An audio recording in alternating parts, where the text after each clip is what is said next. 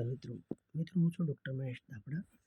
મિત્રો, education touch નામની YouTube ચેનલમાં આપ સૌ મિત્રોનું હાર્દિક સ્વાગત કરું છું. મિત્રો, આજે પરીક્ષા અંદર કરંટ અફેર્સ એ પરીક્ષાનો એક ભાગ બની ગયો છે.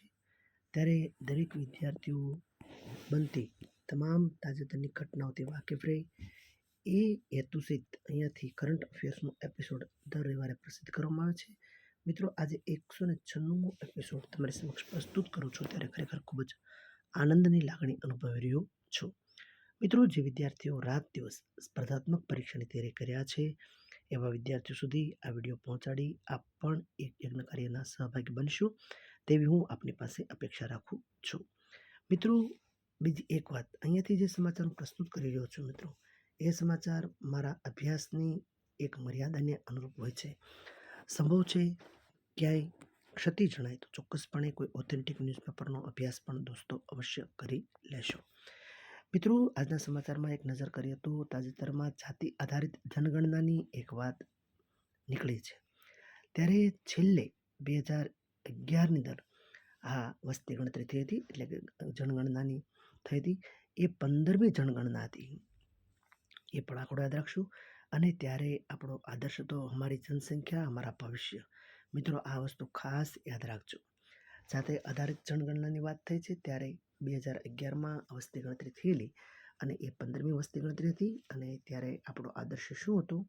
અમારી જનસંખ્યા અમારા ભવિષ્ય.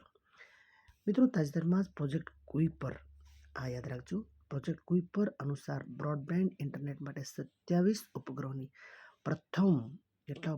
પ્રથમ બેચ એમેઝોને લોન્ચ કરેલ છે. મિત્રો, ખાસ આ યાદ રાખજો, 27 ઉપગ્રહોની પ્રથમ બેચ કોને લોન્ચ કરી છે? તો કે એમેઝોને લોન્ચ કરેલી છે. મિત્રો, યુએસ સ્પેશિયલ 301 રિપોર્ટ 2025નો સંબંધ કોની સાથે છે? એવો જ્યારે સવાલ આવે ત્યારે લખવાનું છે બૌદ્ધિક સંપદા અધિકારોની સુરક્ષા સાથે એનો સંબંધ છે. યુએસ સ્પેશિયલ 301 રિપોર્ટ 2025નો સંબંધ બૌદ્ધિક સંપદા અધિકારોની સુરક્ષા એની સાથે છે.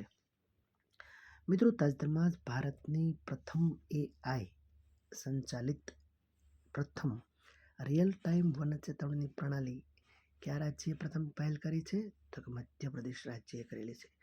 આખા ભારતમાં પ્રથમ AI સંચાલિત રિયલ ટાઈમ વન ચેતવણી પ્રણાલી મધ્યપ્રદેશ રાજ્ય દ્વારા કરવામાં આવેલી છે. મિત્રો, નરેન્દ્ર મોદીએ પ્રથમ વેવ્સ શિખર સંમેલન 2025નો શુભારંભ ક્યાંથી કરાવેલ છે? વેવ્સ શિખર સંમેલન 2025નો શુભારંભ વડાપ્રધાનશ્રીએ મુંબઈથી કરાવેલો છે. મિત્રો, તાજેતરમાં જ SBI દ્વારા પ્રવાહ પોર્ટલ, ખાસ યાદ રાખજો, કોના દ્વારા? SBI, state bank of India દ્વારા SBI દ્વારા પ્રવાહ પોર્ટલનો શુભારંભ કરવામાં આવેલો છે. મિત્રો, ખાસ આ સમાચાર મિત્રો સુધી પહોંચાડજો. મિત્રો, તાજેતરમાં રાષ્ટ્રીય સુરક્ષા સલાહકાર બોર્ડના અધ્યક્ષ તરીકે આલોક જોશીની નિયુક્તિ કરવામાં આવી છે. રાષ્ટ્રીય સુરક્ષા સલાહકાર બોર્ડના અધ્યક્ષ તરીકે રાષ્ટ્રીય સુરક્ષા સલાહકાર બોર્ડના અધ્યક્ષ તરીકે કોની નિયુક્તિ કરવામાં આવી છે? તો કે આલોક જોશીની નિયુક્તિ કરવામાં આવેલી છે.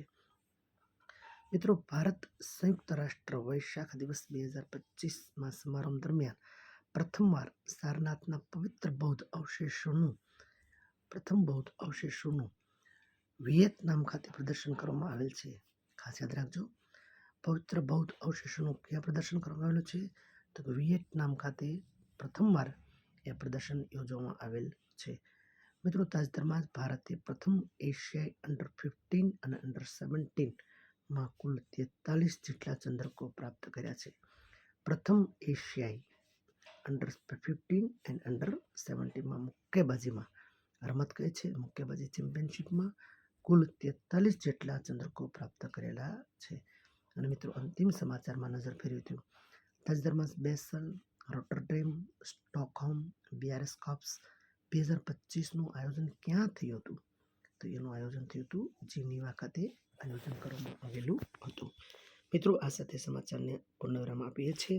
મિત્રો, ફરી એકવાર આપ સૌ મિત્રોને ખાસ વિનંતી છે કે એજ્યુકેશન ટચ નામની આપણી યુટ્યુબ ચેનલને વધુ મિત્રો સુધી પહોંચાડજો, જે વિદ્યાર્થીઓ સ્પર્ધાત્મક પરીક્ષાની તૈયારી કર્યા છે વિદ્યાર્થીઓ સુધી પહોંચાડી આપ પણ એક યજ્ઞ કાર્યના સહભાગી બનશો તેવી હું આપની પાસે અપેક્ષા રાખું છું. ફરી પાછા મળશું આવતા રવિવારે. ત્યાં સુધી ભારત માતા કી જય.